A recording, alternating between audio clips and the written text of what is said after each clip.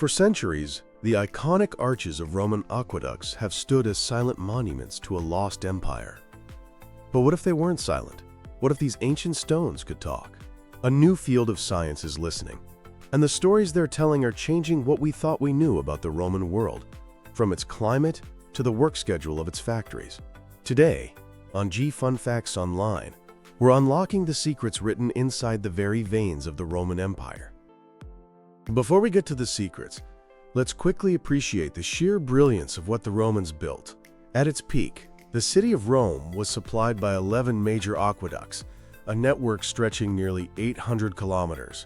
This entire system, supplying a city of over 1 million people with water for grand public baths, fountains, and latrines, was powered by a single, elegant force: gravity. Roman engineers were masters of the gentle slope.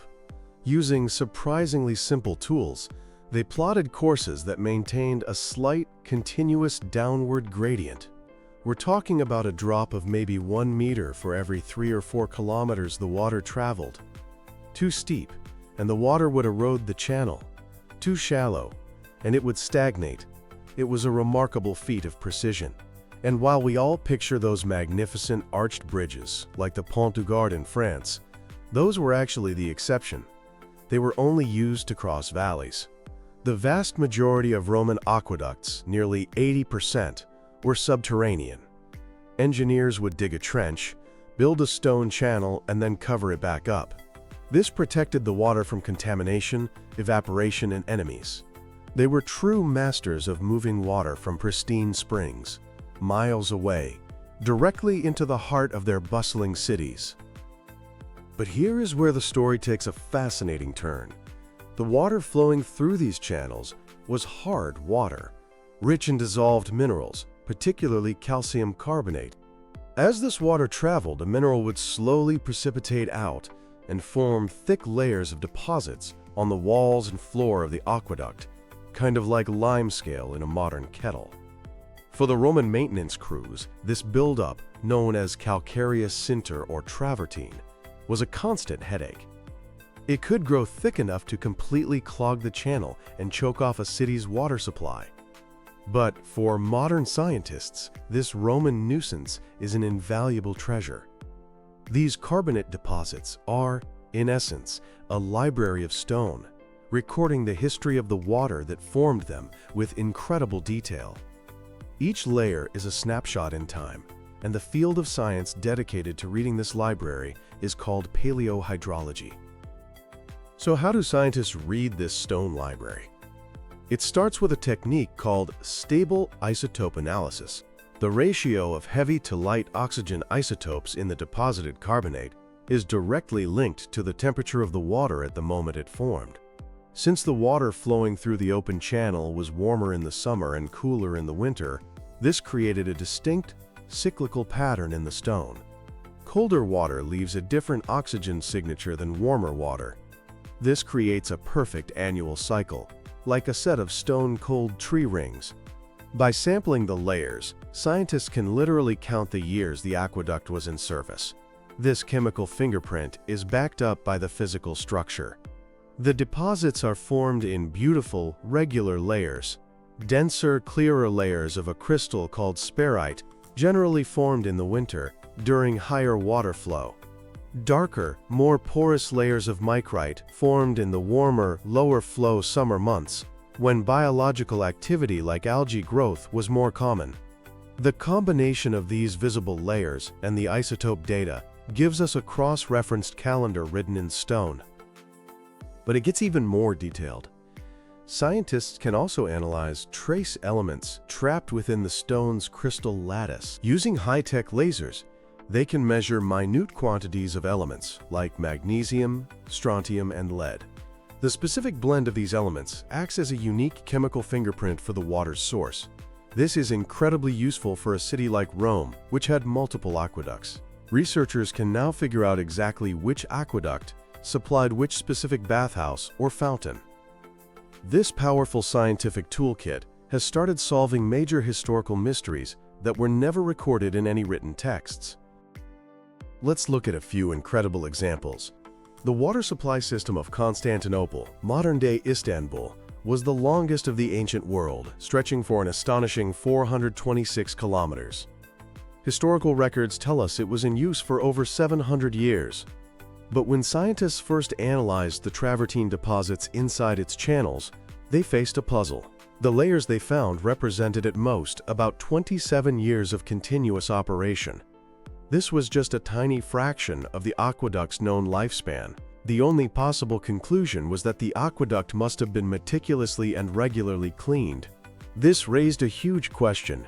How could the Byzantines shut down the capital's primary water supply for the weeks or months required for such a massive cleaning operation? The answer was found in the structure of the aqueduct itself. For a 50-kilometer stretch in the middle of the system, the aqueduct was ingeniously built with a double channel, one stacked on top of the other, running across two-story bridges.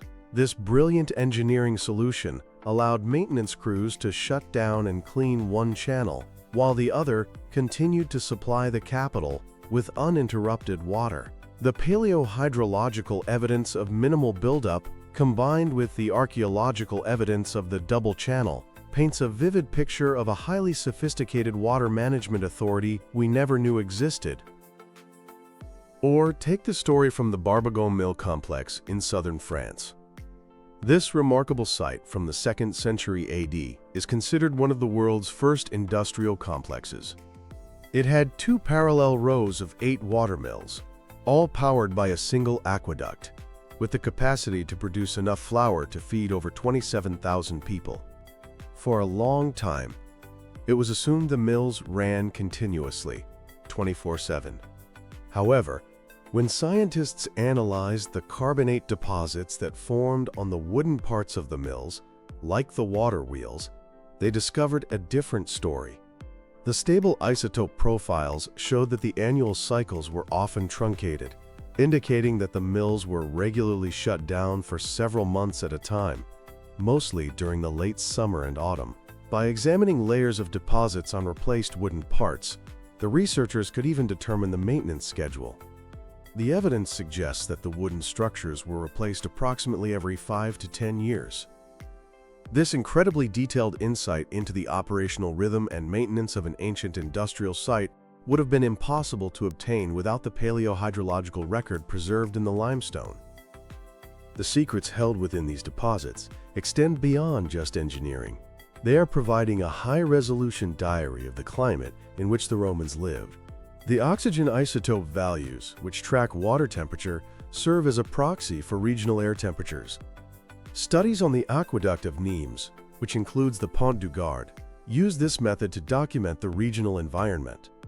The findings suggest that the climate was remarkably stable during the first 3 centuries AD, a period that corresponds with the height of the Roman Empire's power and stability, often referred to as the Roman climatic optimum. They can even see evidence of human impact on the landscape. An increase in elements associated with soil runoff, for example, could indicate deforestation or increased agricultural activity in the aqueduct's watershed. This link between the aqueducts and the broader society is profound. The presence of a well-maintained aqueduct with evidence of regular cleaning suggests a stable and prosperous city with good civic organization. Conversely, evidence of infrequent or sloppy maintenance can indicate periods of socioeconomic stress, political instability, or population decline. In this way, the aqueduct carbonates become a proxy not just for water flow, but for the very health of a Roman town. The Roman aqueducts were far more than just conduits for water. They were the arteries that allowed Roman urban civilization to flourish. Today, through the lens of paleo-hydrology, these ancient structures are yielding a new kind of resource: data. The humble limestone deposits, once a maintenance challenge, have become one of our most detailed archives of the Roman world. They are providing unparalleled insights into past climates and revealing the sophisticated strategies of Roman engineers and water managers. The story of the Roman aqueducts is a powerful reminder that history is written not only in texts and artifacts, but is also encoded in the very fabric of the world around us. In the layers of a stone, in the isotopes of an element, The voices of the past can be heard. The water has long since stopped flowing. But the aqueducts, in their magnificent silence, still have so much more to teach us.